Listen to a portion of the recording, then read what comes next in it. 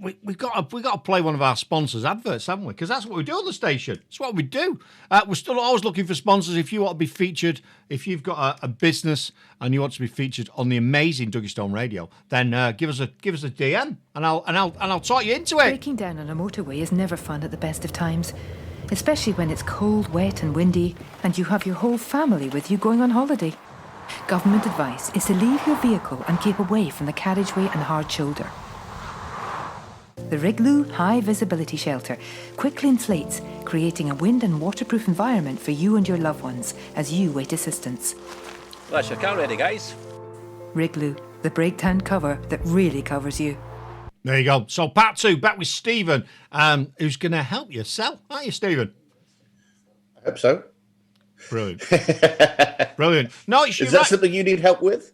Yeah, Let me ask the right buying questions. Well, you've been out. It does, mate. You've been helping us, so there you go. It worked. I think the point we made back there about the getting out of your own way to buy. Some people are very hooked on a lot of the very old sales systems. So I call them the American style. You get into you pitch your stuff, and then you trial close the client, and he's going to say no, he's going to object. So you're going to overcome his objection or dismiss it, and then you're going to crack on, and you're going to give another trial close, and you're going to keep going through that until basically you wear the bastard down, and he just gives up and says yes to shut you up and get you off the phone. Yeah, way to make a good client, way to make a trusted long-term relationship there, huh?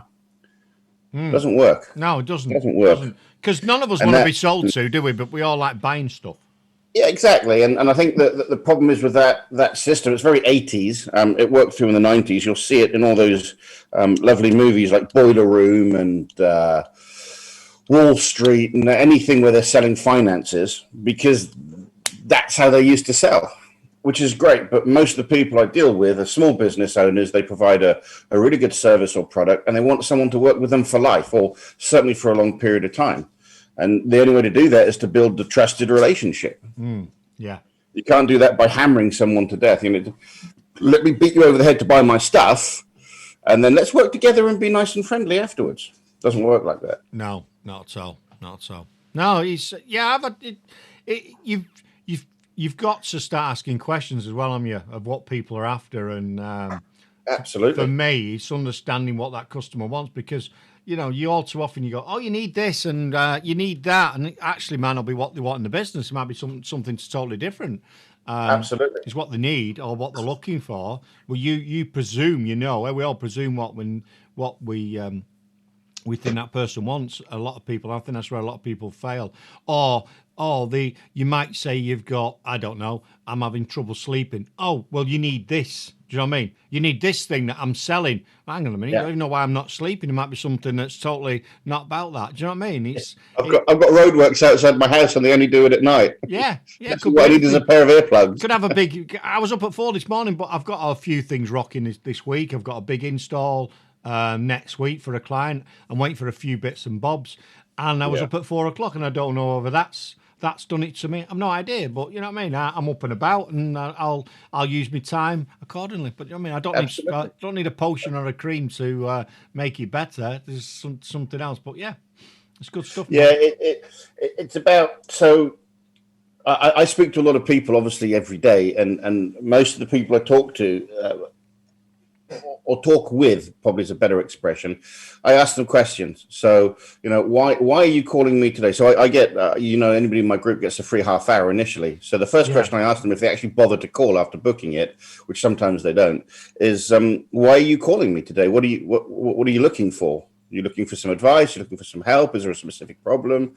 You just want a general chit chat? What's going on? And by asking questions throughout that initial call with anybody, you're going to find out all the information you need on which to base your selling decision. Are they going to work with me to my terms and conditions? Are they going to pay me what I expect to be paid? Are they going to pay me on time? Are they going to appreciate the product? Is it going to help them? And if the question to any of that stuff is no, then move on.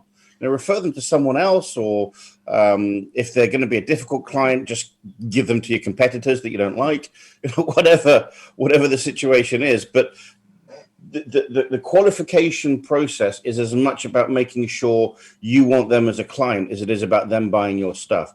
And you're only going to get there by asking questions. Yeah, I've done that because I used to be, I I used to do business consultancy, go to businesses and improve them. And all too often you'd have to go and have a meeting with their client, potential customer, for them to interview you to see, what you're made of, really, if you said on paper.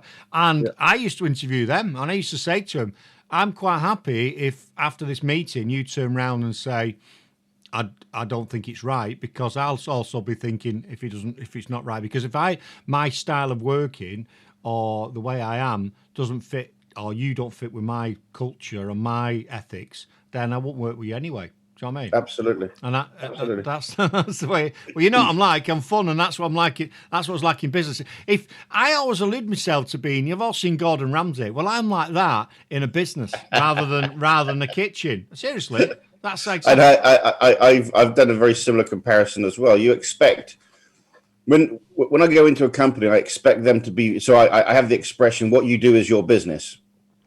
And it's kind of a play on, on the old phrase, what you do is your business. And I do that on purpose, because if they're not specialist at what they do, if they're not really good at what they do, that's a first no-no for me. I don't want to work with them, because I don't want to work with people that are going to provide a shoddy service or system.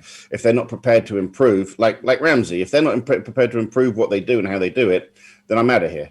And how many times have you seen him? And the guy that does the voiceover, is this the one that Gordon Ramsay's going to have to walk away from? Every single episode's like that, because they're all assholes. I have seen him do one once. Yeah, there's the one, isn't it, with the Amy's Bakehouse that he did walk out on. Just walked out when you've just. She was madder than a Mad Hatter on Mad March Day with every drug known to man in the system. She was just off her trolley, and married to an ex-mobster by the looks of it. Yeah, used to threaten people. Yeah, exactly. So we'll have a break in a second. But so what? Awesome. So if someone's out, where's the best place to start then? Because we had the social media guru on last week, and he was talking about social media being yourself and doing a post and everything. So if people, there'll be loads of people in business, because the landscape of business has totally changed. Business hasn't changed, but the way we operate has changed. I was talking to someone yesterday, and he's like, my photography business has just gone, ass has fell out of it. There's no work. No one's, you know what I mean? So what do you reckon? Where do people, should they start first if they want to start getting their sales rocking? What should they do first, do you think? Start at the beginning. Best place to start, isn't it? I know that. What's the frigging beginning? You're the freaking sales guy, not me. It's like the old boy down Cornwall when we went down there looking for where we was going. He said, I can give you directions, but I wouldn't start from there if I was thee. Actually, I didn't. I started from Birmingham, but I got this far on my own. Exactly. Yeah, you know what I'm saying, don't you? I don't expect you to give all your tips and tricks away, but... No. It's really simple. And I say start at the beginning. You know my motto, keep it simple, stupid. I like simple solutions to complex problems. Yeah. You start at the beginning. First of all, you need to understand the difference between marketing and sales.